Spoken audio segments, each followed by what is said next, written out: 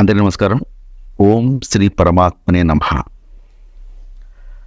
ప్రముఖ తెలుగు అగ్రశ్రేణి fight masters కవల సోదరులు రామ్ లక్ష్మణ్ గారి గురించి తెలియని వారు ఉండరు అనడంలో ఎలాంటి లేదు. ఎందుకంటే ఇప్పటికే వాళ్ళు ఎన్నో వందల సినిమాలు చేశారు.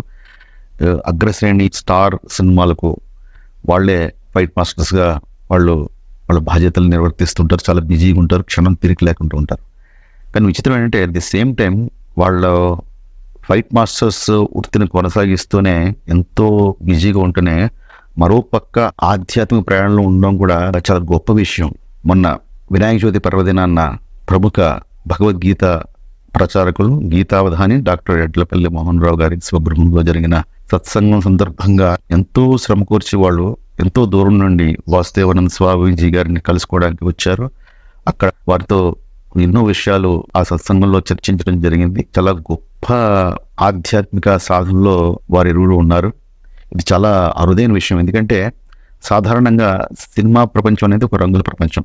అక్కడ రకరకాల వ్యామోహాలు ఉంటాయి. అలాంటి వ్యామోహాలకు లోబడి ఉన్నత స్థితికి వెళ్ళిన వారు కూడా చాలా మంది వాళ్ళ జీవితాలని విచ్ఛిన్నం చేసుకోవడం మనం చూస్తున్నాం. అందుకే చాలా మంది సినిమా ఫీల్డ్కి వెళ్తారంటే చాలా మంది ఎంకరేజ్ చేయరు. ఆ సినిమా రంగంలో రచన మాటల్లో ఇలాంటి రంగంలో మనం ఆధ్యాత్మిక భావాలు ఉన్న వ్యక్తులు మనం చూడొచ్చు. అంటే తనికెళ్ళ భరణి గారు లాంటి గొప్ప శివభక్తులు వారు.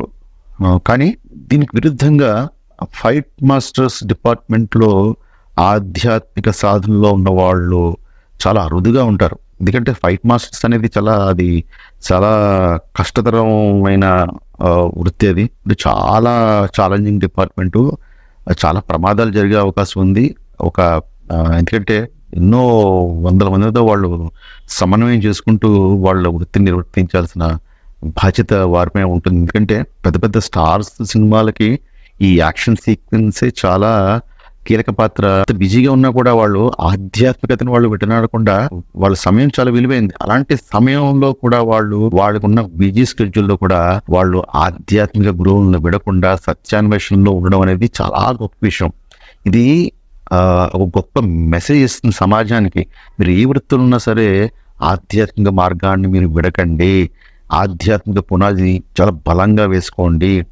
ఆధ్యాత్మిక పునాది ఎంత బలంగా వేసుకుంటే దానిపైన మీరు ఎన్ని బిల్డింగ్లను కట్టచ్చు. ఎలాంటి స్థితిలో అయినా సరే, మీరు ఎలాంటి విపత్కర పరిస్థితులు మీకు ఎదురైనా సరే మీరు తొనకుండా బెనకుండా మిమ్మల్ని ముందుకి పోయేటట్టు చేసే గొప్ప సాధనమే ఈ ఆధ్యాత్మిక సాధన. ఇక్కడ గొప్ప విషయం ఏంటంటే వాళ్ళు ఒకే పోలికలతో ఉన్న ఆలోచనలు కూడా ఒకే విధంగా ఉండడం కూడా చాలా గొప్ప విషయం. ఇది ఒక అద్వైత భావన యొక్క ప్రత్యక్ష నిదర్శనం. చాలా అరుదైన విషయం. తప్పకుండా అందరూ కూడా మీ పిల్లలు ఏ రంగంలో ఉన్నా సరే ఆధ్యాత్మిక జ్ఞానాన్ని అందిస్తే ఈ రామ్ లక్ష్మణ్ లాగా చక్కగా వాళ్ళ వృత్తుల్లో వాళ్ళు ఎంత ఎత్తుకు ఎదిగినా సరే వాళ్ళు ఒదిగి ఉండి చక్కగా ఎంతో గొప్ప పేరు తెచ్చుకుంటారు. ఎలాంటి విపత్కర పరిస్థితులు ఎదురైనా సరే వాళ్ళు తట్టుకొని నిలబడి చక్కటి పేరు ప్రఖ్యాతులు గొప్ప జీవితం అనుభవిస్తారు అనడానికి రామ్ లక్ష్మణ్ల జీవితమే గొప్ప ఉదాహరణ. చాలా మంది చూస్తుంటాం మన పిల్లలకి చిన్నప్పటి నుంచి ఆధ్యాత్మిక జ్ఞానాన్ని అందించరు. అదేదో ఒక వైరాగ్య భావన, రిటైర్ అయిపోయిన తర్వాత తెలుసుకుందాంలే, కాలక్షేపానికి ఉపయోగించుకుందాంలే అనే భ్రమలో ఉన్నారు. ఇది చాలా తప్పు. చిన్నప్పటి నుంచే మీ పిల్లలకి ఆధ్యాత్మిక జ్ఞానాన్ని అందించండి. ఎందుకంటే నేను మొన్న జరిగిన సంఘటన, ప్రముఖ తమిళ్ హీరో సంచలన సినిమా అయిన బిచ్చగాడు హీరో విజయ్ ఆంటోనీ వాళ్ళ అమ్మాయి ఒత్తిడి తట్టుకోలేక ఆత్మహత్య చేసుకోవడం అనేది అందరి మనసుల్ని కలిచివేసింది. ఎంత దురదృష్టకరం. చిన్నప్పటి నుంచి కూడా జీవితం మీద అవగాహన కలిగించే పరిస్థితి తల్లిదండ్రులు కలిగించి ఉంటే కనుక ఈ పరిస్థితి రాదు కదా. జీవితం అంటే కేవలం మార్కులు సంపాదించడం కోసమేనా? జీవితం అంటే కేవలం మార్కులు సంపాదన. అందువల్ల ఏంటంటే చిన్నపిల్లలు చాలామంది అపోహలో ఉన్నారు. మార్కులు రావట్లేదని, తల్లి తిట్టిందని, తండ్రి తిట్టాడని, తండ్రి సెల్ ఫోన్ కొని ఇవ్వలేదని, ఉద్యోగం రాలేదని, ప్రేమ ఇవ్వలేదని చెప్పి కుటుంబ కలహాలతో చాలా మంది వాళ్ళ అమూల్యమైన జీవితాన్ని వాళ్ళు కోల్పోతున్నారు, ఆత్మహత్యలు చేసుకుంటున్నారు. వీటికన్నిటికీ కారణం ఏంటంటే జీవితం మీద అవగాహన లేకపోవడం వల్లనే. ఈ రామ లక్ష్మణులు వాళ్ళు ఆ రహస్యాన్ని తెలుసుకున్నారు. జీవితం అంటే ఏంటి, నేనెవరు అని తెలుసుకున్నారు. నేనెవరు, నాకు మరణమే లేదు, ఈ శరీరం నేను కాదు అన్న గొప్ప రహస్యాన్ని తెలుసుకున్నారు. కాబట్టి వాళ్ళు చక్కగా ఆనందంగా ఎటువంటి భయం లేకుండా వాళ్ళ జీవితాన్ని వాళ్ళ వృత్తిని కొనసాగిస్తున్నారు. సో మీ పిల్లలకి తప్పకుండా ఆధ్యాత్మిక జ్ఞానాన్ని అందించండి. ఆధ్యాత్మిక జ్ఞానాన్ని అందించకుండా మీరు పిల్లల్ని పెంచారంటే అది తర్ఫీదు ఇవ్వకుండా యుద్ధ రంగంలోకి పంపిస్తున్నట్టే.